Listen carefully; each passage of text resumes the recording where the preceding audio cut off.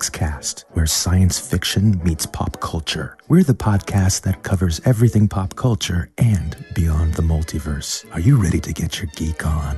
Crank up the DeLorean, warm up the proton packs, toss a coin to your Witcher, and deep dive into your favorite plate of chimichangas. This is PopX Cast.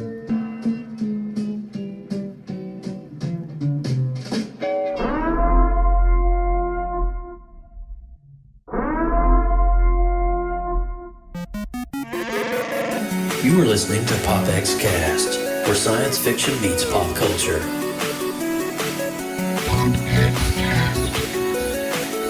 Here we go! PopX Cast.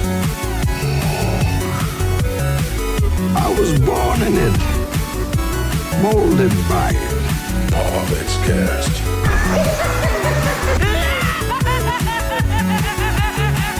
No strings on me. Autobots, transform.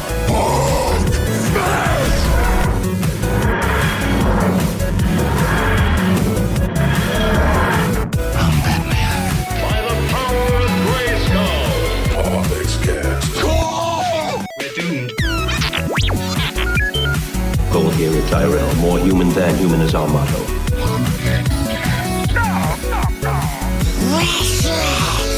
Here's Johnny. Never had a pet pony. Hasta la vista, baby. PopX Cast. Captain's log supplemental. Negasonic Teenage. What the I am the one who knocks. Excelsior, and welcome, guys, to PopX Cast, where science fiction meets pop culture. This is episode 138, coming to you on February the 16th, 2022. What's up, Team PopX? Hey. What's up, man? Hey, what's up, guys? How's it going? What's new in PopX land? Man, we have been busy. It's been 3 weeks since we last broadcast. Can you believe that? Yes, and it feels like it's been a 1,000 very years. fast 3 weeks. It has been a very fast 3 weeks. Oh my gosh, it's been crazy. But yeah, we got some people hanging out with us. We got DC and Shay next door. What's up, guys? Hi, and a guys. host of others tuning in from around the interwebs. Neighbor. Hi. Oh, hello. Will you be my neighbor? Will you be my neighbor? Please, won't you be? Anyway, I don't know what's going on there, but man, it has been busy. There's been a lot of things happening, I feel, in the past 3 weeks. A lot of moving parts. Austin, what's new in the Burkinators world? Was that an overloaded question there? My brain. I've just been watching a lot of stuff, and I don't know what is what anymore. It's like the Netflix blends in with the Star Wars blends in with it. But I did get my Batman screening invite, so I will be seeing that next week. You're wait a minute. You're going to go see the Batman. All right. So how early are you seeing the Batman? I will be seeing it this next Thursday, not tomorrow, but the Thursday of next week. All right, and then we're ending the stream. Screw you. You suck. Austin, I have a very important question. Yes. Are you going to wear your cowl? Are you going to go into the theater and feel like Joker? And then they have that Joker. I want to. It's press only. I'm definitely wearing some Batman gear. Now, whether or not I wear the cowl. No, you got to rock the cowl. Even at least tuck it under your cape and you can wear it in the theater. Oh, man. What's up, Derek Smith, joining in the chat room, a buddy here in Claremont. Hi, Derek. So, man, that is so awesome. You get to see the Batman. Is this like literally 1 week prior to release? Yeah, it's exactly a week. Now, I was going to the fan screening on that Tuesday, the week it comes out. Okay. But the embargo actually lifts the day before that, so my review will drop the second it lifts, which is that Monday. So they're lifting embargo a week early. That is a great sign for the film. Wow. That's crazy. That's insane. Dude, congratulations. What? Now, where do you got to drive to see this? Do you got to go out of state or? Yeah. Okay. Indianapolis, 3 hours away. Well, that's not too bad. Not as bad as it could have been. Not as bad as when I went to Atlanta just to see No Time to Die and Venom that one time. It was a good 6 hours, so this is about half of that. Okay, yeah, 3 hours is not bad. You can get up and back in one day, I feel, so that's not too bad. I'm excited. Lindsay, what's new besides Girl Scout cookies in your region? Oh yeah, if you guys want cookies, hit me up. She's got cookies. I ain't lying. I got the sugar hookup. Just DM me. I'll let you know. Yeah. Anyways, no, I actually started kickboxing back up, so Let's I'm gonna go. get some serious sweat on and really just mom life, loving and living the mom life. Mom life. Okay. Yes. Wow, that's crazy. So with me, I've just been busy. There's been a lot of things happening in my house. I can't talk about it for the past week or so. Good things. Trust me, good things. But when it's released, I'll be able to talk about you. Derek says, hello, Austin and Lindsay. Oh, everybody, all together in a 3, 2, 1. Oh, that's great. How's the stream looking out there, guys? YouTube is giving me a message like, it looks pretty sexy. I mean, am I running? Are we in full 30 frames a second here? Because it's I just did a quick refresh just in case. It looks all right. Okay, YouTube has been stupid tonight. It's giving me some messages in the dashboard. Is YouTube a little cranky today? Well, you know what I did though? I buffed up the outgoing streaming to 6,000 kilobytes on OBS because that's what Twitch recommends. And I don't think YouTube is up to snuff with 6,000, 6K. Come on, YouTube. I know, right? But it makes for just beautiful, seamless motion video. Kumbaya. Anyway, you guys ready for some news? Because I got to do something here. I got to shut up and move. All right, let's roll it. News is coming up your way. Don't go anywhere. Wait, did we even do an intro? Oh, we didn't do an intro. We just skipping that part this time. We're just going. We're just trying. Okay, Austin. Well, my name's Austin. Hey, welcome to Pop X, where science fiction meets pop culture. I'm Austin Burke, the Appalachian geek at heart. We'd like to welcome everyone who is joining us live in the popx.live chat room. Come hang out with us and join the conversation at popxcast.com. If this is your first time tuning in to PopX, the first 10 to 15 minutes, we run down the headlines since our last show, Doctor Strange trailer. Then we deep dive into all things nostalgic on the retro rewind. And at the halfway point, we hit on the show's topic. And today we got a little bit of Boba Fett going on. I can't wait, man. Can't wait. Oh my gosh, this is going to be such a great conversation. I'm Joseph Burke, Central Florida's seasoned comic book nerd and retro enthusiast and founder of PopXcast. Also, I want to thank Lindsay and myself. We are also part of an amazing group of creatives known as the Creative Multiverse. And we got a brand new little shiny logo right down there. And if you want to connect with us on the Creative Multiverse, you see that QR code in the corner? Scan that on your phone and come join us on our Discord channel. And PopX has its own channel, but it's not just limited to PopXcast. We have a plethora of artists on there sharing content on a daily basis. It's pretty awesome. And if you want, pretty lit. It is. Lit. If you want to get connected with this amazing pool of artists and creatives who are in the industry doing some phenomenal things, click that QR code, come join us, and be part of the creative collective here at the Creative Multiverse. Yes. Yes. Do it. Well, ladies and gentlemen, if you were not around, or maybe you were, if you missed it, we do have a rewind for you. Episode 137. I know, I got this finger thing going on. I need to stop. Episode 137, we did break down, talk about, and geek out all about Cobra Kai Season 4, and we retro rewound Tron. So make sure to go check that episode out. It's on our official website, popxcast.com, or it's right here on our YouTube channel for your convenience. And any of the other great past shows that you want to check out from the PopX Collective Archive is there as well. I encourage you to go see it. It's awesome. Good stuff. There's lots of good geeky The Burke boys are being mischievous above you right now. I don't know if you know. It's I'm so sorry. I can't apologize. I'm used to it. I know. It's been, 500 years since we've been doing this? I know. It's been crazy. I mean, we just celebrated our 7th year doing PopX Cast, which is ridiculous. It's wonderful. But I want to say a huge, Alicia, welcome to the stream. So good to see you on board tonight. And I see that Alicia is wearing an amazing avatar, which could be of the subject matter that we are talking about. Hello, Grogu. Hello. Can you get your Grogu out? Because tonight, Come on, boy.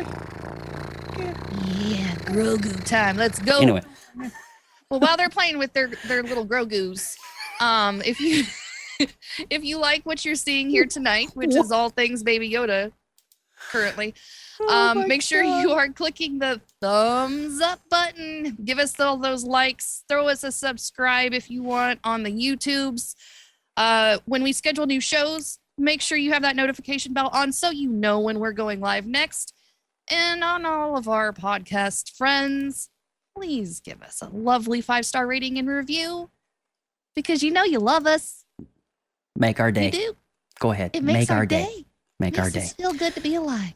With that said, Alicia, yay, Grogu. We That's are exactly- a mess tonight. I swear. You know Love what? it, though. I love a mess. All right, guys, we got some news headlines coming up for you right now. Don't go anywhere. Like I said, at the halfway point, like Austin was saying, we're going to be breaking open the box and going straight into Police Academy and Book of Boba Fett. But right now, it is headlines. Extra, read all about it. This is PopX News, coming to you live right here on popxcast.com. All right. Well, leading out the news this week, I mean, we always want to get the saddest part of the news out of the way for you guys, but the world just literally a couple of days ago lost a comedy legend over the weekend. Late Sunday night, news broke that filmmaker Ivan Reitman passed away at the age of 75.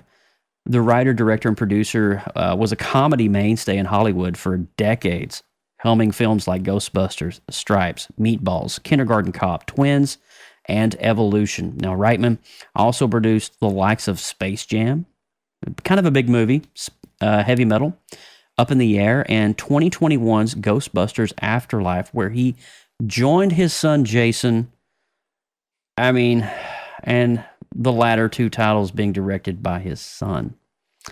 So it's almost poetry in motion for where the baton has officially been passed from father to son, and now the legacy is now in Jason's hands.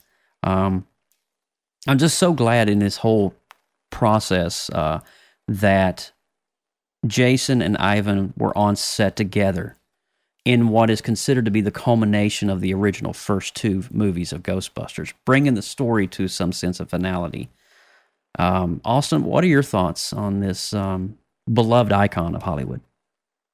I think I don't want to use the word fitting, but it's almost like it's so odd that we just got the culmination of all of his work with Ghostbusters and this beautiful send-off for, that side of the story with the older characters. And it almost feels like, and I haven't rewatched the movie since, but when I go and I watch that movie again, now I'm going to be thinking about him. And now it's going to feel like that was the ultimate way to kind of say goodbye to his work, because even though his son directed it, obviously, he was the man behind Ghostbusters. Correct. It's not only Ghostbusters, right? He's brought countless films, both directing and producing and writing credits and all of these things. Yeah. But for me, seeing Ghostbusters Afterlife and thinking about him is going to be just, oh my goodness. It's I know. hard. I know. It's absolutely phenomenal to hear about this. Lindsay, how do you feel about the whole thing? I mean, I know that we just literally did a show just a couple months ago on Ghostbusters Afterlife. What's your thoughts on that? It's I like that they were able to spend that time together, and they created some really precious memories. Mm-hmm. Yeah.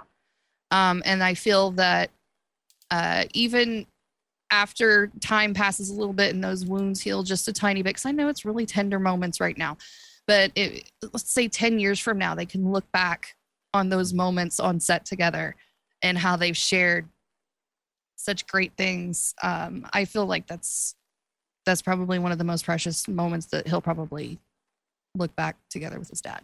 Absolutely. That's a very solemn thought. Yeah.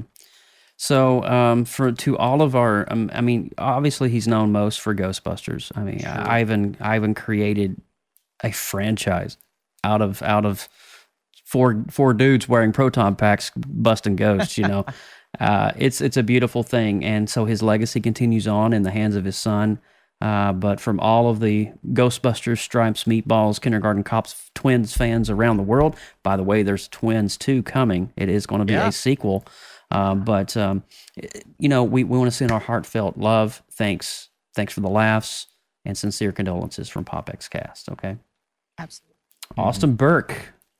Yeah. You're up. It's me. You're up. Well, this is great because I was right before this making my video on the finale of Peacemaker, but in just a few hours, Team Peacemaker will put Project Butterfly to bed. But don't expect this to be their last mission together. James Gunn has confirmed that HBO Max has renewed Peacemaker for another season. Check out Gunn's announcement below. Nice. James Gunn took to Twitter to announce the big news for the DC team, and he said, that's right, Peacemaker is coming back for season 2.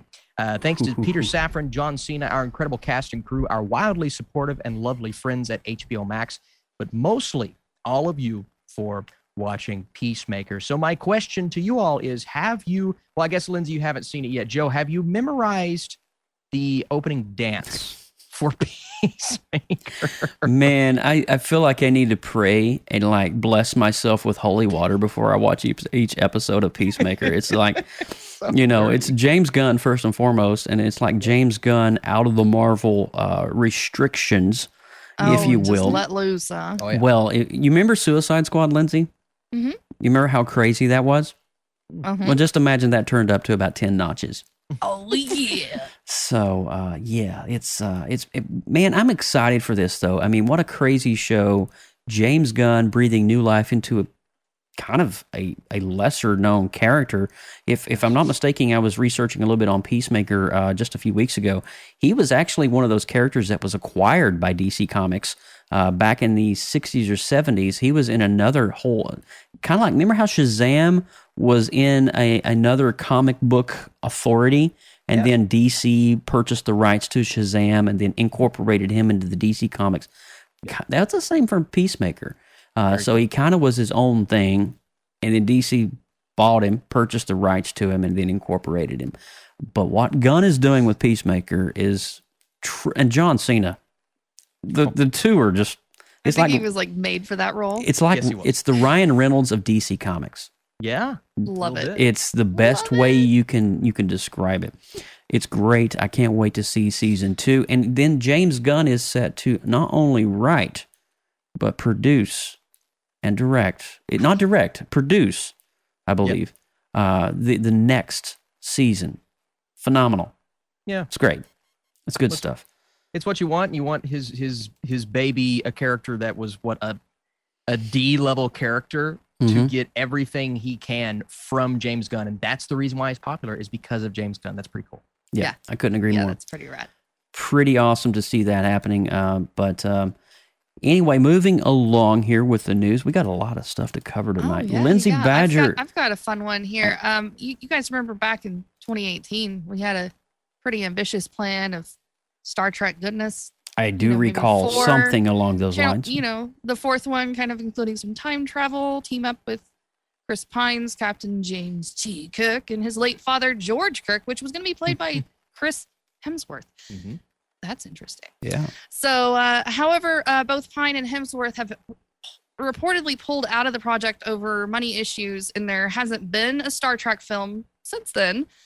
But that may be about to change. The Deadline is reporting that negotiations with Pine to get him back on board for Star Trek 4 is in the works. Ooh. Additionally, the report indicates that Paramount wants to bring back Zachary Quinto. Yeah. Yes. And as Spock, and Zoe Saldana as Uhura. Uhura.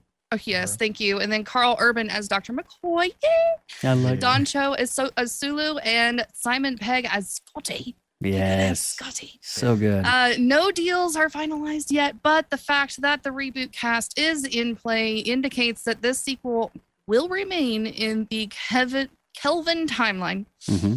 And other major updates from this story at Paramount is looking for a film, Star Trek 4, for later this year. Yep. Now, so the Kelvin timeline, if you guys don't know, is there's 3 timelines in the Star Trek universe. You've got the Silver Timeline, which is basically the original series. And then you've got kind of the Next Generation, Deep Space Nine, all of that. That's one timeline. But then you also have this one, which is the Kelvin timeline, which basically is kind of like an alternate universe and an alternate reality. And they kind of explored that in Star Trek II when they had Khan on. Yes. It was kind of like a mixed, multiverse of characters, if you will. And that's pretty much, I mean, if you remember, Leonard Nimoy was in it. Yeah. And so it was kind of like, why are you here in this timeline when you should be back in your timeline? So that whole thing, he was basically sucked into a time portal. If you remember, go back and watch your movie. His Spock's little cruiser ship was basically, he was interstellared. That's a good way to put it. He was sucked through a black hole and breached, and then came out into the Kelvin timeline. So there you go. A little bit of backstory for you on that. So what you're saying is they were doing the multiverse before Marvel. The multiverse. Oh yeah, Star Trek. Star Trek is. I mean, yeah, Star Trek's OG. This makes me want to go back and watch the other movies. You got to remember. I need some Chris Pine fix. I watched Into the Woods the other day, and I just really had a bad taste in my mouth after that because he's so pretty, but that movie was horrible, and I just want to. Replenish the palette. Now, before we move on to the last article here, I want to let you guys know. Let me ask you a question. All right, this is for PopXers, and this is for the chat. What was the first science fiction series to include a multiverse? Oh, first science fiction series. Ooh, series. I'll let me know when you want. Close. Go back further. Way further. I don't know. Oh, Doctor Who. Okay. Oh, yeah, that makes sense perfectly. Yeah. Gooder. Okay. So I do believe our friends, the Brits across the pond, invented the multiverse. All right, so we have one more news article coming up for you right now, and I get the joys of leading this one here. A little bit of Moonlight for you. Anticipation for Moon Knight is at an all-time high following the release of last month's teaser trailer, and then, of course, Super Bowl Sunday's big spot. Did you guys see that one? Huge. Oh, my gosh. Isaac shared more of what drew him into Moon Knight while speaking with Empire Magazine on a new cover story. It sounded like he was ready to take a break from the franchise filmmaking after finishing all the work in the Star Wars sequel trilogies, as well as his frustrating experience on X-Men Apocalypse. However, Marvel's approach to the source material convinced him that's literally what changed his mind, especially since it harkens back to the old school MCU in the best possible way. Now, he went on to say, in quote, often on these big movies, it can feel like you're building the plane on the runway, said Isaac. The idea of getting back into the handmade films they are basically character studies. I was desperate for that feeling, and he got it. Now, he goes on to say, in quote, it's the first legitimate Marvel character study since Iron Man. That's a big statement. And that's huge. Isaac went on to add, I thought maybe if I can hijack this thing and maybe this is the chance to do something really, really crazy and nutty on a major stage, end quote. Pretty cool, right? So the first character study since Iron Man coming from Oscar Isaac. And we get this in a series in just a couple of months. When is it next month? March? May? Yeah, March 28th, I think. Holy cow. Yeah. Yeah, that's crazy.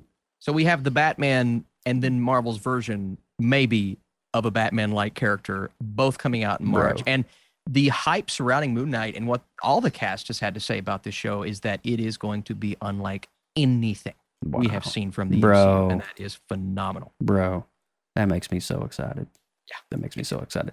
Well, quickly before we go into this week's Retro Rewind, we got to talk about the Multiverse of Madness trailer that we saw for Doctor Strange at the Super Bowl ad. Now, my gosh, let's just talk about the elephant in the room right quick. Charles Xavier. Patrick Stewart, the voice, the elephant in the room. We got to talk about this, guys. The shoulder shot. Now, my question here for you guys, and we discussed this really quick, but we had to end it because I wanted to save this discussion for the show. Yes. is this the Charles Xavier from the X-Men franchise, or is this a variant in the multiverse that we've not seen before? Dun, dun, dun. I'm going to say it is from the X-Men franchise because of the way they tied in the Spider-Man movies. It's going to be the exact same thing that they did. They're going to do that same formula to pull in the pre-existing Marvel characters from the outlying studios. Okay. Well, so I feel like that's how they're going to pull that and connect. Sam Raimi did direct both movies. Just saying.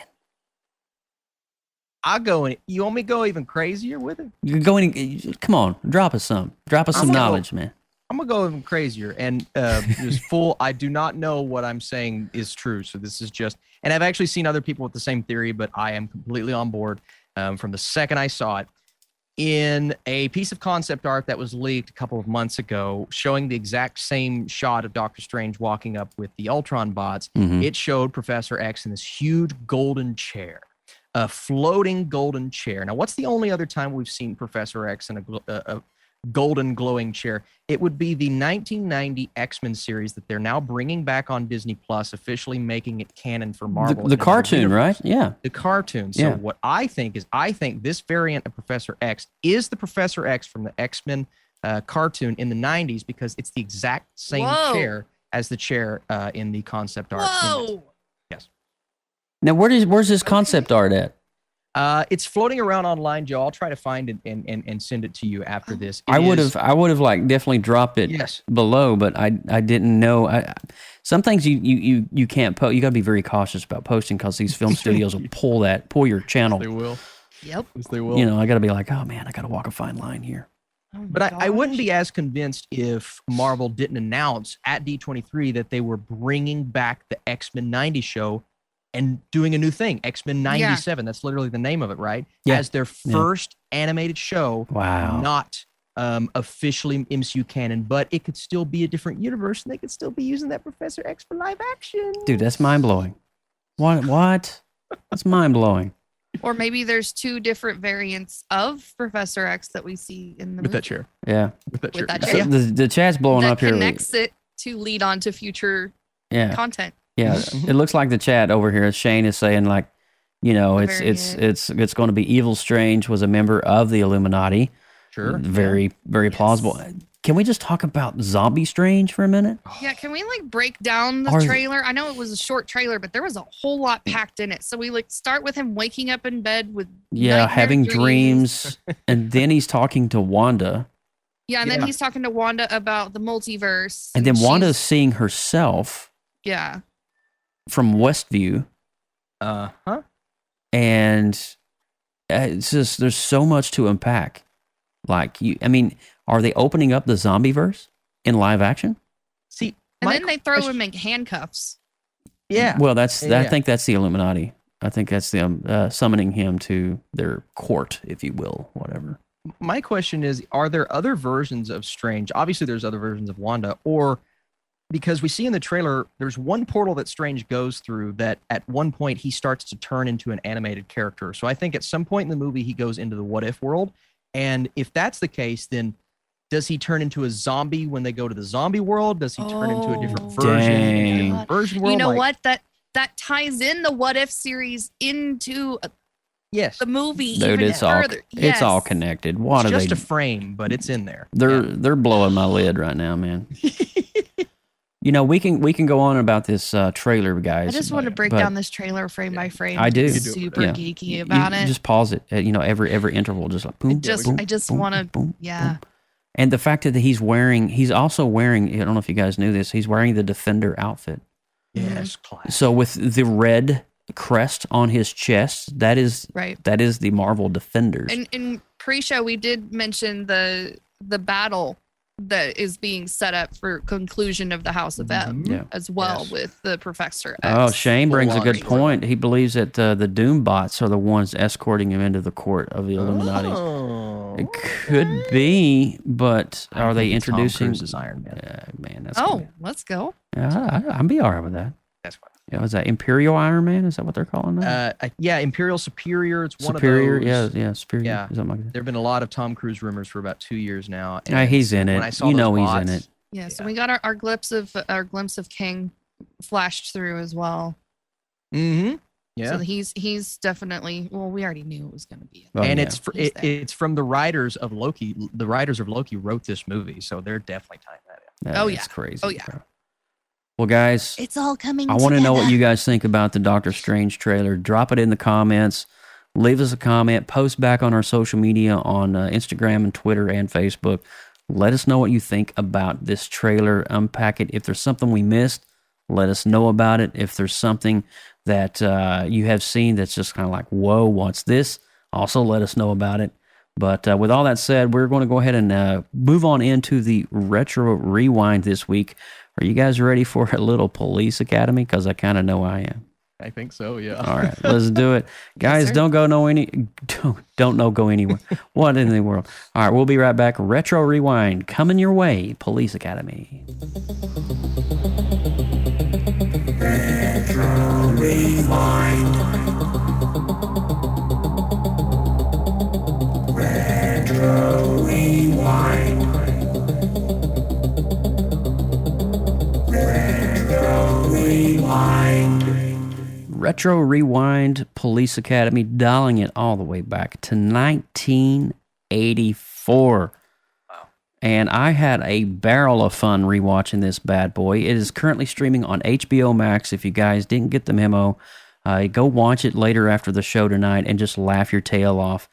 A great movie with some crazy humor. It's definitely right up there with some of the 80s cult classic comedies that came out of the era. And this suggestion came from our very own Lindsay Badger. Yeah. Lindsay, opening it up on the Retro Rewind, why did you choose the Police Academy? Give us the spiel. Oh, okay. I will totally break it down for you guys. I don't know, cable kids, right? Yeah, if true. If you have your standard cable package, you always had that like once a month or once a year, twice a year, you would get like the free HBO, right? And so, of course, in that time, you have your VCR and you record every possible movie you can fit on a VCR tape. Stacks of VHS tapes. Stacks and stacks. And that thing does not stop until you get every movie you could possibly squeak out of that free subscription. So you don't have to worry about it. And you watch those tapes on loop. This is how childhood works in the 80s. There you go. Yep. Police Academy was one of those movies that they always, without fail, played on HBO all the time. So good. And there was 4 or 5 different movies in this film series. There's so you didn't 6, get I believe. 6. And then there was a series. Constantly getting fed. You're constantly getting fed these Police Academy movies because they're pushing one after another and after another, and then it's comedy gold. Mm-hmm. It's that slapstick, not to be taken Cheesy. seriously. Yeah. Mountains of cheese. You're not there for the storyline. You're there for the jokes. Correct. Some of them a little more adult than what a child should probably be watching. True. But in the 80s, Yeah. Yeah. This is why I picked this movie, because it is iconic in the memory of me looking back and watching movies as a child. And the sound effects that the guy made through was just something that really Winslow, yes, lit up children's imaginations and got them excited. It did me. You know, you always wanted to figure out how in the world did he make all of those sounds, and then you would like try to emulate that as a kid on the playground. You know, So that's the reason why I picked this movie. I feel like we would be doing a disservice to the 80s if we did not talk about at least one of these movies. True. While doing the rewind. You're right on. And you know what? Yeah, Lindsay, you picked a pretty good banger of a film. This one, it kind of slipped my radar, but I forgot how delightful it was. And one of the things I loved about this film is that each character in this new wave of the Police Academy cadets get their own time for the story to kind of unravel. Whether you're the quiet, squeaky, hello, you're Mahoney, or you're Hightower. Oh my gosh, that dude is like, it's so funny. He would just push the wall down. He wouldn't even climb it. Man. Oh, dude, he's such a stud. But yeah, I have to agree with you here. John Powerfenbarger in the chat room, ladies and gentlemen. Yes. What's up, John? Steve Guttenberg ruled. I mean, I can't. He ruled the '80s. He did. Yeah, he did. And, he was the man, the myth, the legend. But what a great. Is Police Academy considered part of the National Lampoon family? I was curious about that because I think it's from the same creative team that wrote a lot of the stuff for National Lampoon, but I don't know specifically about the backstory of it. So that's where I'm going to pull from you, our PopX family, to help me out with that. But there's definitely some crazy moments. Austin, what are some moments that just kind of like threw out at you on this one? I love the main storylines are fun, right? But for me, it's the in betweens with Michael Winslow. Yeah, it's the in betweens. Yeah. It is the walking when he's walking by all of the recruits and he's going, and the guy turns around and looks, and he's doing that again. And then when they're all sitting in the classroom and he's somebody's calling him on the office. Pages of the office. Yeah. It's just the first time you see him sitting there in the chair and having someone continue to turn around. Like those were the moments for me. It's like we don't get stuff like this anymore. Like we don't get this ridiculous Jim Carrey. I was getting ready to say the name Jim silly Carrey. Off the wall. Yeah, he carried it straight into the '90s type humor, and I love that kind of humor. Right, the story, itself, it's not the most complex story we've ever seen, and some of the things were ridiculous. Excuse me, but overall, man, this sense of like when he pulls in and hits the lady and she flies through the air and it never acknowledges it again. I'm just like, that's the random and ridiculous humor that I think is fantastic. You know what this reminded me of? You guys, I know you've seen it, Airplane.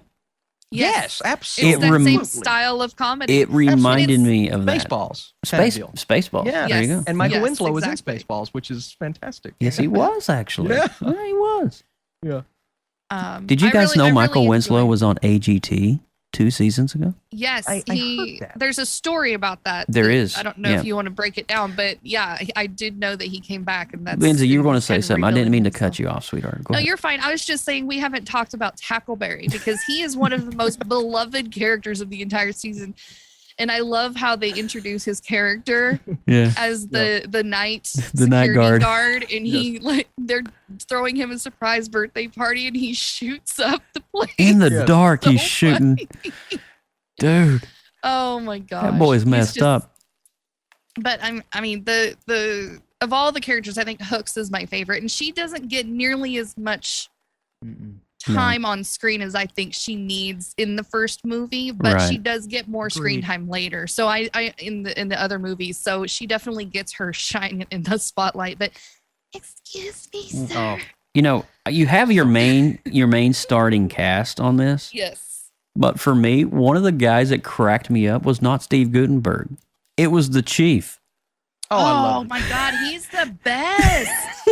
Dude, he's so disconnected from everything and his little goldfish. It was just amazing. And I'm not even going to discuss it, but I'm just going to say this. Lindsay and I were discussing this earlier. The podium scene. Oh my God. It was so classic how they turned that.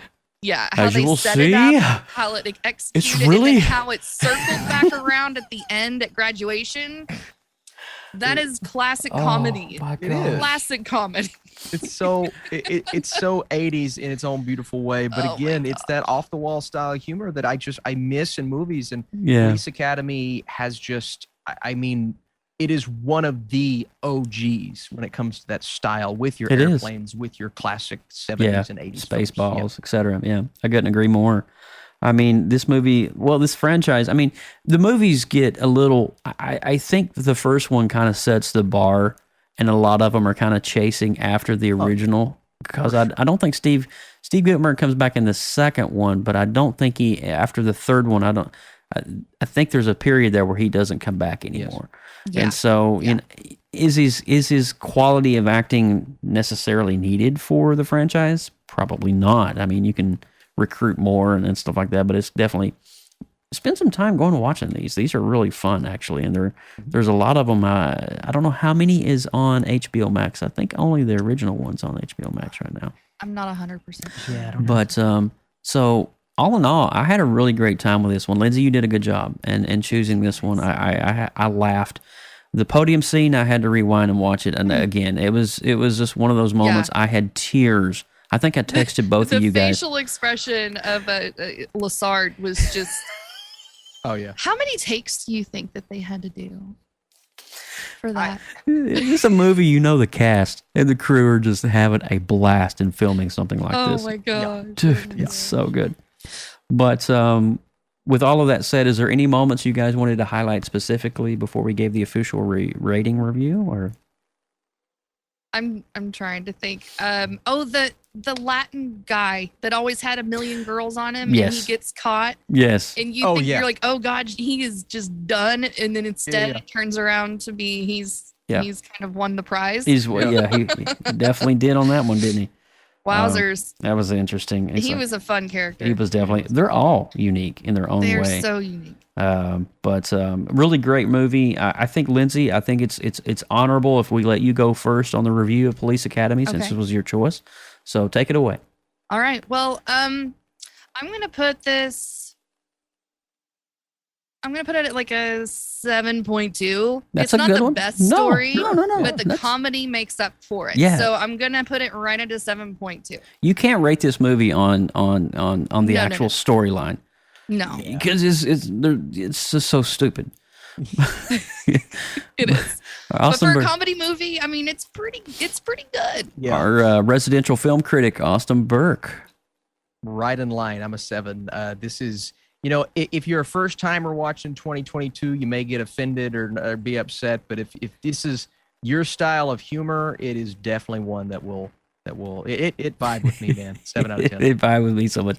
I'm going to give it a 7.5. Just because of the podium scene. Because it was just baller. I mean, that was the best 5 minutes of my life watching that whole scene unwind. Yes. But guys, listen, what is your score of Police Academy? Have you seen it? Are you planning on seeing it? Remember, it's on HBO Max right now, streaming if you have that service. What is your score? Leave it in the chat. Let us know on social media and give us a response and a comment back, and we will share it. I would say if you haven't seen it in 10 years, just watch it for refresh your brain on it. Yeah, absolutely. It's good stuff. Good job, Lindsay Badger, on this one. Well, I needed those good laughs in the wee hours of the night. Thanks to you. I appreciate that. Alrighty, moving on, guys. We are going to roll the spoiler alert warning for the Book of Boba Fett. So we're going to officially get into now the show's main heavy hitter, if we will. So we are going to go ahead and roll that. We'll be right back, so don't go anywhere. Danger. You are about to enter a PopX spoiler alert. Beyond this point, there is no return. You have been warned. You have been warned, and this is the Book of Boba Fett coming to you right now on PopX Cast. What an amazing series we didn't know we needed. It's true. What a delight. Every episode was a true delight in watching. I feel that there was so much that was explored in the world of Mandalore and the religion of Mandalore. Also, too, the episodes, once you get to episode 5 and 6, that you didn't really even know that you're like, what? You're seeing things, and I don't want to give it away right off the bat, but there was moments in this that my mouth was completely on the floor. I was like, what? So, with that said, we're going to kind of do it in sections. I think, episodes 1 through 4 focus basically on essentially Boba Fett after the Sarlacc pit. So, it's really cool. When me and Alex were watching this, Alex, my wife, I was like, before you watch this series with me, let me take you to Return of the Jedi, to the fight of when they're in Tatooine and they're fighting. What is his name? What's his name? Big guy. Help me out. Jabba. Thank you. Lord, why did I forget that name? What in the world? I'm showing my age here. It happens to me. Well, I was thinking about Jabba's like land speeder type thing. Yeah. And Jabba the Hutt. I went to that particular thing and I was showing her, I was like, you got to remember this. So that scene where, he goes down into the sarlacc pit. And then I immediately went straight into episode 1. Oh, and perfect. she was just like, how did you know to do that? I'm like, well, because you're a nerd and I'm a nerd and nerds what nerds do. You want to get the full story, you go back to source material. That's and right. so it was really This is the cool. way. It is the way. But one of the things that was surprising things out of this that just blew my mind was how he fell in love with the sand people of Tatooine. Yeah. And was embraced by them.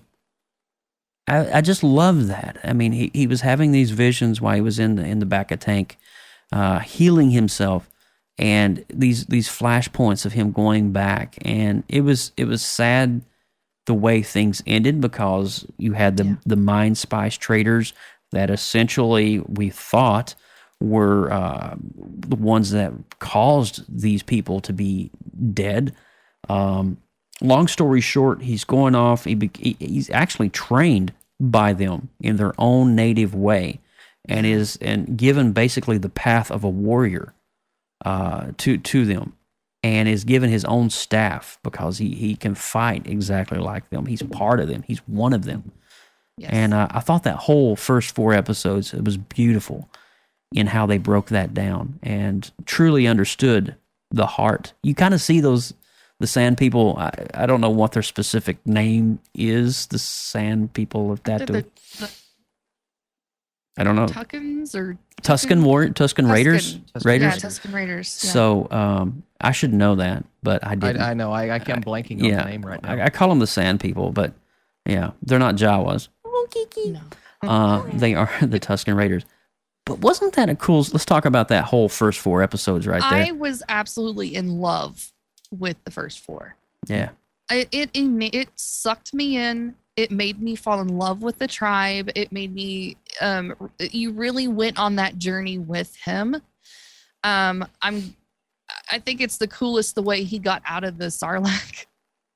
Yes. That was insane. Yes. The fact that he pulled himself up out of the sand and then was starting, being dragged by these people as a prisoner, and then eventually became one of them is such a cool journey. That was depicted so beautifully. And the thing is that there's no speaking.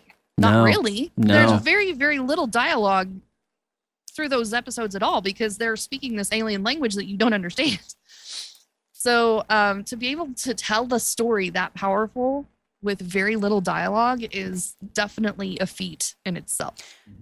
Yeah, I mean, it just goes back to the acting chops. I mean, I'm kind of reminded a lot of like the Blue Man world, how you're able to communicate without speaking. Yes. And the Tusken Raiders did that. I mean, that was their language wasn't in their voice, their language was in their actions. Mm-hmm. And to understand them, they were just such a close-knit community. And the tragedy, as we're going up to episode 4, Boba Fett goes into the city of Mos Espa. And when he comes back, he finds that the entire little village of the Tusken Raiders have been decimated, destroyed. That broke my heart. Even the younglings were killed. Yeah. I'm like, Not the younglings. Not the younglings. Not the younglings. It was sad, but also too, it was a turning point in the story of Boba Fett because none of us could have foreseen what Jon Favreau was working up in his mind, how Boba Fett, a bounty hunter who was feared and revered in the original trilogy, is now, I want to say, more of a mellow individual, learning his skills as a Tusken Raider and being able to wield that staff and defend himself in other ways in combat that he wasn't able to before, with or without his Mandalorian armor. Correct. It was amazing to see that transition of him and the character arc from coming to just relying on his suit to not relying on his suit. Even when he, at the end of the series, he was vulnerable because Cad Bane tore his mask off. Exactly. Yes. I mean, but he still had his staff, so he just wailed on him. Boom. And let's fast forward to that particular moment of Cad Bane. Well, you know what? Let's back up because I don't want to go too far. I want to make sure that we're going in sequence here because I can get ahead of myself. I get so excited. Austin, what did you think about the first 4? Let's hear a little bit. Yeah. From him. Yeah. The moment he comes back and they're all dead, it almost reminded me of what we got in Attack of the Clones when Anakin comes back and his mother's dead. I Like, had that that's- exact feeling. Ooh, I got those vibes Yes. as well. Yes. Same. It's the same sort of vibe, and all of the flashback stuff worked really well for me. My issue with the first four was the present stuff.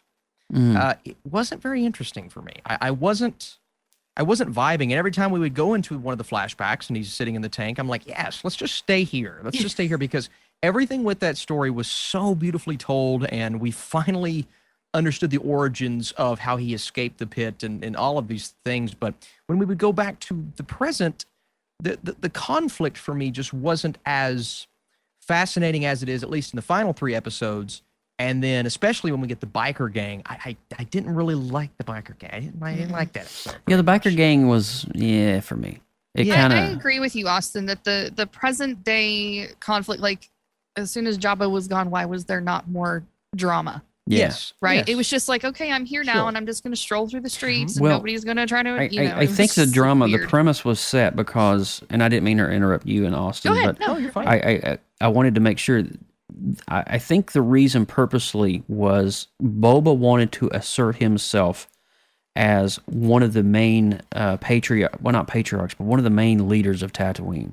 Yes. Whereas particularly Mos Espa, Mos Eisley, and all of that, he wanted to create a perfect, harmonious union. And so the first 4 kind of focused on the spice traders. And really, we didn't need to know a lot of information about the spice traders until we needed to know a lot about the spice traders. But then when we learned about it, we learned that all the public figures and the mayors and all the people that were in major roles were allowing the trade to commence while being paid under the, you know what I'm saying? So I get you, though. The first 4 is like, let's just stay in the past. I don't need all that present stuff. But I felt like it could have been maybe. I felt like everything that was told in the present in the first 4 episodes, and do away with the biker stuff, could have been told maybe in one episode in its entirety. Like devote one episode to that, and the other episodes maybe just do flashbacks, because I would have been so happy if that was truly what the series was. And it was for the most part. And I think, it does at the end of the day make it to where I enjoyed the first 4 episodes, but I just wasn't vibing with it maybe as much as I wanted to. I get it. When we would come back, I just felt that storyline was a bit more dull and prolonged than what I needed it to be. No, I 1,000% agree with you on that one. Yeah. Then we get to episode 5.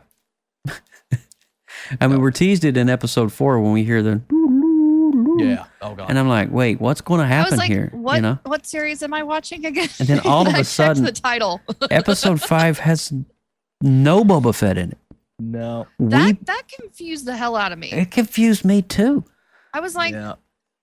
is this a trailer? But the book of Boba Fett, I guess, isn't necessarily about Boba Fett. It's about the ways of the Mandalorian and the ways of maybe leaving something that we're familiar with, the religion and the tradition, and kind of creating your own path was kind of the vibe I got with it, because episode 5 dealt with, we pick up with Mando, he's still doing bounty jobs and getting paid money, and then is basically he goes to the main Mandalorian.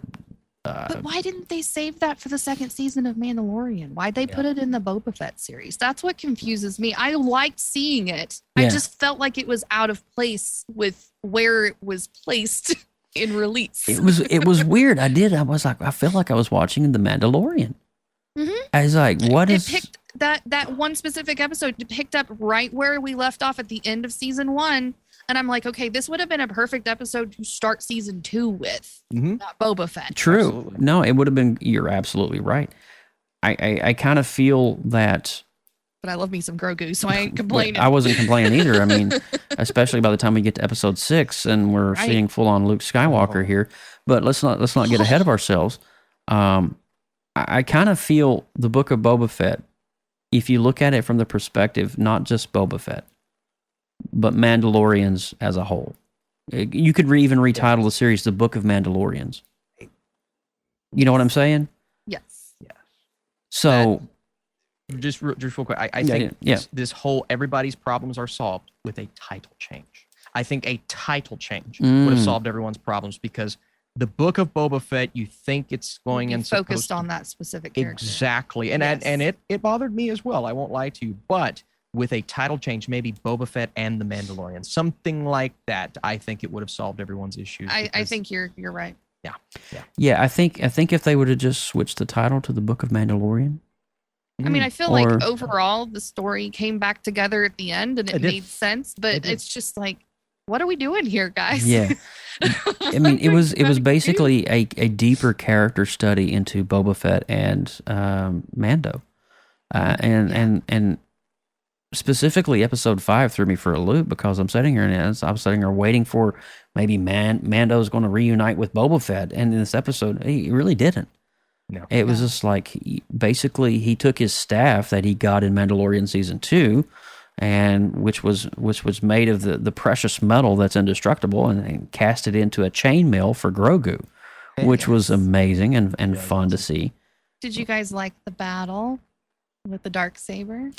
Oh, it's awesome. Yeah. It's pretty baller. Phenomenal. It's pretty baller. Powerful. The darksaber is got a lot of history in Star Wars canon, and it was interesting to see that, because why was Moff Gideon able to wield it so effortlessly when Mando can't really even pick it up and swing it? Struggles with it. Struggling, because I think it's more of a... I'm glad that they included that explanation of how it actually works and the effect it has on its wielder. Yeah. Derek Smith over in the chat's like, I love all the backstory of Boba Fett, but I didn't love all the direction that they took him in, making him a reformed bounty hunter trying to be a quote-unquote good guy. He went on to say, this is real-time, guys, in the chat room. Boba Fett has always been a mysterious anti-hero that basically took the edge off, and Fennec did all the dirty work that Boba... She did. Yeah, I agree with you there. She definitely did. Yeah, I get you. Well, I mean, he's an aged actor too, so there is that. So, episode 5 was basically picking right up on after season 2 Mandalorian. It could have been an opener for season 3 Mandalorian, technically. Yeah. But we get to episode 6, and this is the one that really blew my lid. Very slow-paced episode. The only decent thing that we had about this, there was more build-up and hype about the spice trade, but then we have Luke Skywalker. We literally visit the planet where Luke is training Grogu. And it was crazy, right? And they're building the Jedi temple. Yes, the robots with the rocks. That was crazy. Is that the temple? Is that the temple in the last movie? Yes. That was destroyed? Yes. Wow. Yeah. Okay. Grogu was intended to be the very first pupil student of that school. You're right. Grogu would have died when Kylo Ren attacked. Man. Yes. Yeah. That's crazy. Maybe. That's crazy to think about all that. So, episode 6, was one of aside from seeing Luke Skywalker, so slow. Can we talk about it was a slow episode. When Luke offers to help him remember that flashback of the Battle of the Jedi. Yeah. Who are we looking at? Order 66. Yes. You're looking at Order 66 when, he gave the command to wipe them out. All of them. So, execute Order Can we talk 66. about how incredible the technology is on Luke Skywalker? Amazing. Dude, the CGI was ridiculous. Amazing. It's incredible. If you follow Mark... If you follow Mark on social media, he did share out a little bit of how and there's some articles out there too of how they accomplish that. It's actually an actor that has similar features, but not obviously identical. And he's wearing the wig that matches that time era. And then they're taking not just Mark Hamill's face, but the actor's face and actually merging them together. The same stuff they did for Ghostbusters Afterlife with, yes. Yeah. So that it looks basically flawless from any angle. And the little fist bump that they did, that was not supposed to be in it. That was totally like on the fly. Oh, wow. Wow. Yeah. That's cool. The actor was quoted. He was like, I didn't know that it was going to be in there until it was in there. Go ahead, Austin. I was just going to say that the Luke Grogu dynamic was one of the coolest. And, I think it's beautiful how they take the Yoda training Luke storyline bring it full circle. Yes. Yeah. Luke is essentially training this version of Yoda, telling stories about Yoda to Grogu, and some of the most beautiful and just mesmerizing yin-yang type of I felt a little Cobra Kai in there while I was to watching talk like this that. He bond. speaks in riddles. Yes, and I thought that was so freaking beautiful. Like their scenes, I almost felt like I was meditating with Luke Skywalker as I was watching. Even the scenes where he's chill. taking his hand and he's swooping him up as they're walking through the bamboo or whatever that I was. loved it. Dude, it was so serene. It was amazing. It was captivating. You know, for me, I will say parts of that episode were a little slow in terms of the continuity of the book of Boba Fett. Like, you know, I had to remind myself, why is this in book of Boba Fett when this should be exactly. I was just like, what is you know, this? But hey, I don't produce this, so I don't know. Right.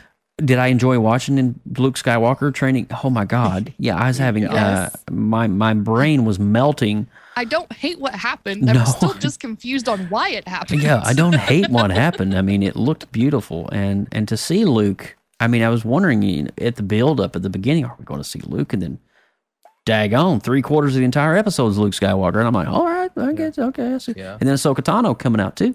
We get to see her as well from. John says I could watch Grogu read the phone book and I would be captivated. Yeah, that's pretty. This is true. John, This that's pretty lit. I ain't gonna lie to you.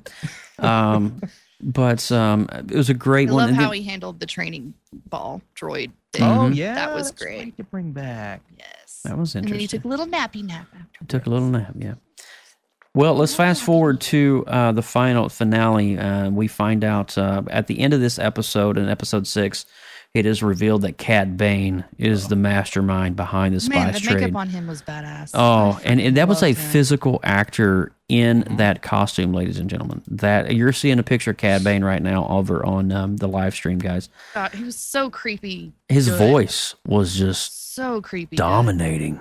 Like, Amazing. I mean, these are practical effects, guys, used on a human being with the physiology of a nose. I mean, they're pulling out some Voldemort kind of stuff here.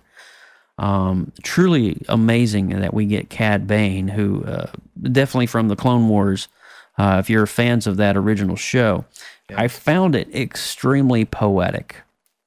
Cad Bane spent his entire life killing clones to be killed by a clone. Poetic justice. Wow. That's pretty deep, y'all. So here's my issue with the Cad Bane inclusion. I love the fact that he was included. Yeah. I didn't like the fact that he was end of one episode and gets killed in the next. That bothered me, because if they maybe would have introduced Cad Bane at the beginning of this series, given him a little bit more in terms of his dynamic with Boba, because the confrontation at the end was beautiful between he and Boba, and the Correct. death was beautiful. But giving him 3 to 4 more episodes of oh my god, oh my god, oh my god, and then final battle. Oh, just imagine the impact as opposed to end of one episode, final battle. I And think you're dead. that's- Yeah, And that you're dead. Really, that bothered me, and I loved the inclusion of the character, and I loved the death. So I had no problem with his screen time. I just wanted more screen time for Cad Bane. I agree with you. I think that they should have not killed him off so quickly and carried him over maybe into Mandalorian season 3 as an antagonist or a future antagonist. Yes. I mean, you're talking about a heavy hitting villain here. To be killed off in one swoop. I mean, I don't know about that again. Pretty quick. Yeah, so very quick. Yeah, you're quick. But we get one of the most iconic scenes in this finale. Boba Fett riding a freaking Rancor. Oh, that was so cool. Dude. That was rad. That was baller. That was rad. That was pretty cool. I was like, if we get Boba riding a Rancor, I'm going to jump out of my seat. And daggone it, I jumped out of my seat. Yeah. It was pretty awesome. That Favreau feller, he knows how to get Joe excited. Hey, got me. And it don't the- take and the much this day and age. The shot of Boba and Mando where the camera's going around them and they're both firing their blasters. That Dude, was great. That was good. How cool was that? Good vibes, man. It reminded me a little bit of like Obi-Wan and back in the what was it, Phantom Menace and Qui-Gon, when they were like back to back doing lightsaber duels and stuff. People were trying to say that some of the shots in the final battle were a little cheesy, but I think of the prequels and the cheesy droid noises and the cheesy shots we got there, and then you think to the original trilogy. And I think it's just staying true to the theme and the feel of the show. I didn't feel like that was so. It was not over the top. I mean, A New Hope was all of our team trying to survive a trash compactor and making jokes about it while it was mushing. And like, this is cheese. Jeremy, come on. Going back to Cad Bane, Jeremy Stoltz really creates a cool statement here. He's like, his chest plate still showed life signs. I don't think he was dead. Oh my gosh. So I love that. I'd love that. That's a nice little attention to detail there, Jeremy. Zoom in there. John, when they show the tank, the tank at the end with our other character, Timothy Oliphant, his character, who was still alive, the post-credit scene. I thought that was going to be Cad Bane. It should have been Cad Bane. Yeah. Wow. There was Rancor had his King Khan moment. Yes, he did. I thought it was so sweet that Grogu was the one that silenced him, that calmed him down. That and was so sweet. At least it gave him a purpose to be in the series. It's like David and Goliath. He just walked right up to him, man. Sorry, I was waiting patiently for the purpose of having Grogu in the Book of Boba Fett, and that was the only reason of legit storytelling. Right. And I accept. Right. Bring your hand up. Yeah. You did good. You did good, kid. You did good, buddy. You did good. When he jumps at Mando, though, when he first sees him again, when they're on the Oh my God! dude. I think I did cry. There was moistness in my eye holes. Oh, I love moistness in eye holes. That's my favorite. That's not right. My favorite. And you know what happens anytime Grogu gets on screen? Because I watch the show with my husband. It's not just me. Every time Grogu comes on, my husband He looks at you. He looks at me. Oh, he knows that. He knows that's your critter. This guy is my buddy. That's your buddy He's my right buddy. there. That's your man. Grogu is pretty awesome. You know, all in all, though, like I said at the opening of this segment on Book of Boba Fett, it's the series we didn't know we needed. Yeah. And when you look at it from that perspective, we're just getting a lot of fan service and eye candy and stuff that we didn't know can be conceptualized until we saw this. Was there some continuity issues in the beginning? I think that the spice trade, one of the craziest scenes, remember he was with the Tusken Raiders and they were overlooking Luke's home being raided? Mm-hmm. Oh, yeah. You remember that? That was pretty cool. That was interesting to see that perspective from that. Mm-hmm. So, with all the characters that we got and everything in between, I thought it was definitely an interesting take on the series and the characters that we love. And I can't wait to see what happens in Mando Season 3 when that's renewed. Pedro Pascal is coming back up. And Where do you think that's going to lead? I don't know, man. I don't know where they're going to take it. They're going to have to do something because there's going to have to be a deeper dive into the world of the Jedi or maybe even the Dark Republic or something along those lines. I think they'll definitely go back and revisit the other Mandalorians, the original original crew that they met up with. That's probably where that season's going to lead, is some adventure with them. I want to see more Moff Gideon too. I love Moff Gideon. Yes. Yeah, I love that actor, man. I always see him as Gus from Breaking Bad, but yes, he's going to be at the Lexington Comic-Con. Are you going? I'm going. I'm getting his autograph. Are you really, man? Yeah, dude. Can't wait. You know what you need to do? A buddy of mine, Matt Sanders, who's been on here before from he will find a still.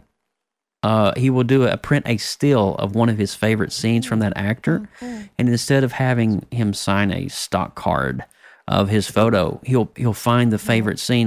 That's such a good idea. That's what he does, and he creates a little card around it, like it's a little, essentially a trading card. Oh, very cool. And you can do a little graphic around it, make it look like Tops, and Gustavo, or something, whatever his favorite role is from that. But do something like that, and maybe go to Kinko's and get it printed, or one of those print shops. Dude, There you go, man. You got your little boys, we trading did card. not talk even 1 second about the Naboo starfighter. Yeah. We had such an investment of time Well, rebuilding that sucker. It was beautiful. I truly enjoyed, too, the backstory of what's the curly-headed lady's name that is... Oh, the mechanic? The mechanic. She's so awesome. She was also in Into the Woods. I was like, I don't know what's happening here, but get out of my life. It was really cool. Sorry. It was cool to see that, though. I mean, we've got something, an Imperial Naboo starfighter, literally right off of... So beautiful. I And- was just like, how does he get in that tiny cockpit with all that But armor on? the little bubble was for Grogu in the end. Oh. Where R2 would have been, or where a droid would have been, was for Grogu. Oh my God. Little child seat. Oh, child safe. I do like the new ride that Mando has. Yeah, it's I'm pretty. not gonna lie, it's chrome. It's not a Razor Crest. Yeah, it's not. It'll grow on you. It'll grow on But I ya. love how all the little Jawas were very much involved with helping build that, and so he kind of built a relationship with them as they were building it, which was really kind of cool. Yeah, Jeremy's chiming in and said they don't cover it very well, but Mando takes place 5 years after Return of the Jedi.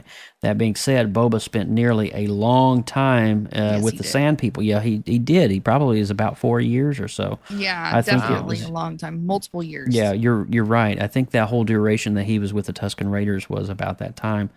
Very interesting. So we're going to go ahead and give our review of this as we're going to wrap this up. We can talk all night on Book of Boba Fett, guys. This has been... That's true. It's a great series.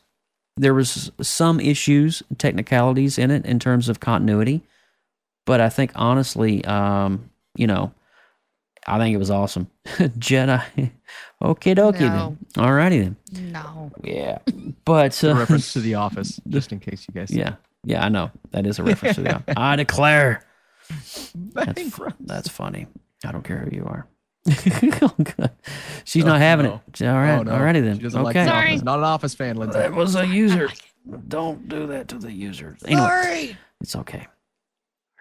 So, guys, you ready to rate it? Yes. All right. We're going to rate it. We're going to rate it and rate it. Austin Burke, you got first up.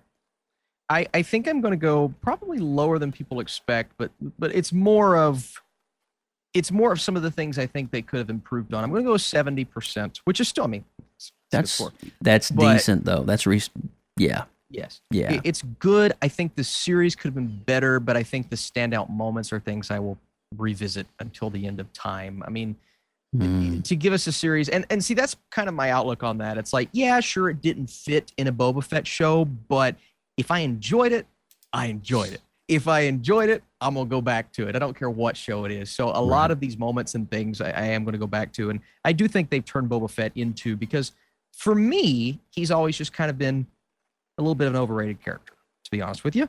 I didn't really care about him. Now I do. And that's Yeah. because of the show, and that's because of Mandalorian. There's heart behind it, what he does. Yeah. Lindsay. Oh my goodness. I'm gonna put a 7.6 on this one. Okay. I feel like it almost felt like two separate series to me that were mashed into one, and that's kind of where I'm struggling internally with this. Yep. I feel there's so many positive things to pull out of this. Amazingly over the top, like belongs in a cinema, amazing stuff happening in a series, which is bananas. I feel that I just lost my train of thought. No, I get you. Anyways, but I feel like overall it was pretty good, but there's a lot of blanks that were filled. There's a lot of questions that were answered that maybe necessarily didn't need to be answered, but they were anyways. So for that, I am thankful that they did this project and they gave it to the fans, whether it's fan service or not fan service. It doesn't matter. It was an enjoyable series nonetheless. Well handled. It was enjoyable, and despite some of the discrepancies and things like that, and kind of the slow start to what Austin was referring to as the present time matters as opposed to the past. There was I kind of feel that could have been handled a little bit more. Like everything could have been just piled into one episode. I feel that. So I'm going to go with a 7.5 on my review, kind of right in the halfway point. Yeah. I didn't want to go a full 8, but those scenes that we did get with Ahsoka Tano, Luke Skywalker, and Mando and Grogu, it was just Beautiful. I mean, Gorgeous. you know, the Rancor going through Mos Espa, destroying everything. It was just awesome to see all of that.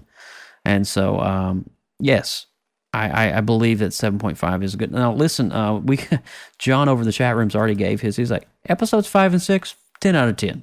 The rest, 5 out of 10. Okay. That, you know, I can respect 2 ratings for 2 series. There you go. But Lindsay, it goes back to what you just said. You kind of feel that's 2 different series in one, and that's why it's a little confusing at times. Like, what are we watching here? You know, which show Here's are we where watching? I'll go with it at the end of the day, though. Which one handled fan service better, the Book of Boba Fett or the Rise of Skywalker? I'm going to go the Book of Boba Fett all day because it was more focused, way less jumbled than the Rise of Skywalker, and it's kind of doing what that new trilogy wanted to do. These TV shows are, and I hope that continues with Obi-Wan. I hope they continue to put story first as opposed to shoehorning a bunch of things in. And I think Boba Fett, even though I had my issues, I think Boba Fett did that at the end of the day. Yeah.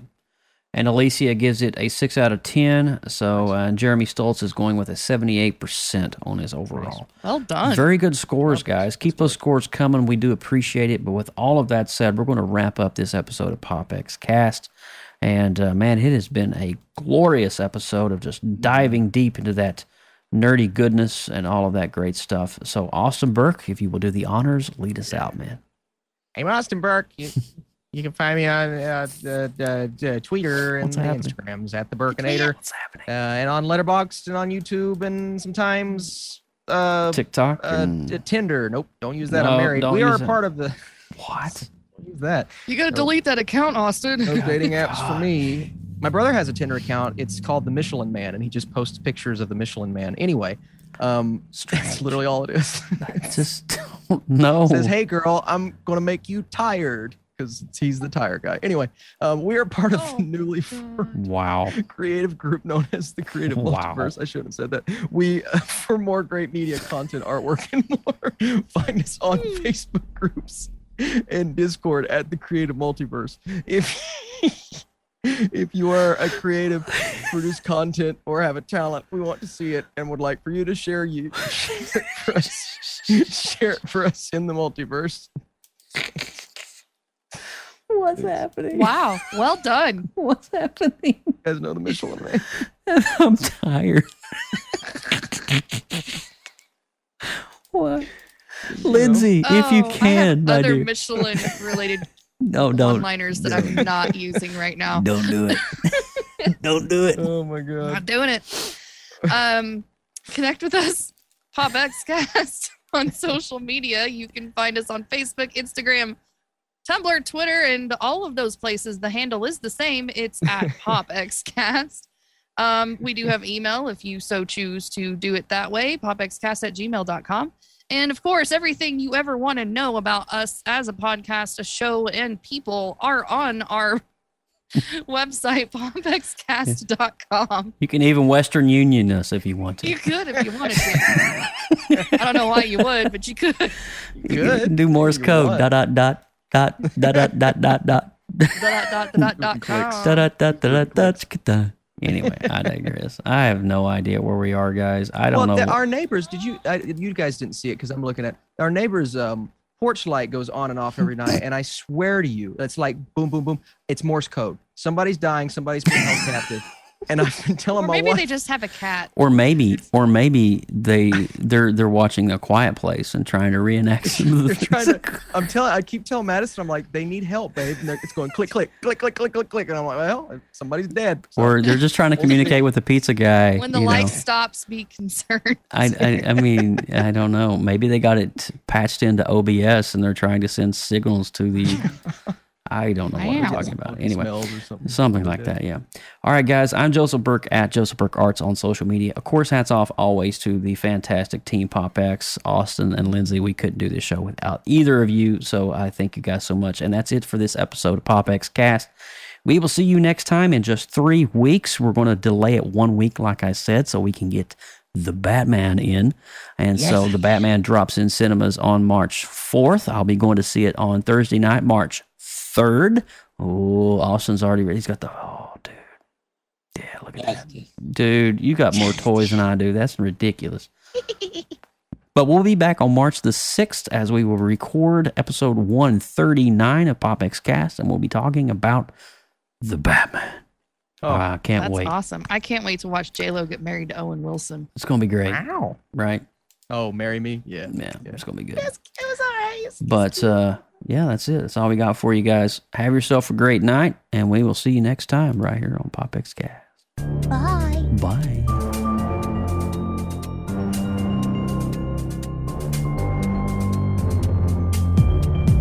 From everyone at PopX Cast, thank you so much for listening. Please subscribe to our YouTube channel and click that notification bell so you know when we go live next. Drop us an email, popxcast@gmail.com. Throw us up a like on Instagram and all those other social media outlets at PopX Cast. Until next time.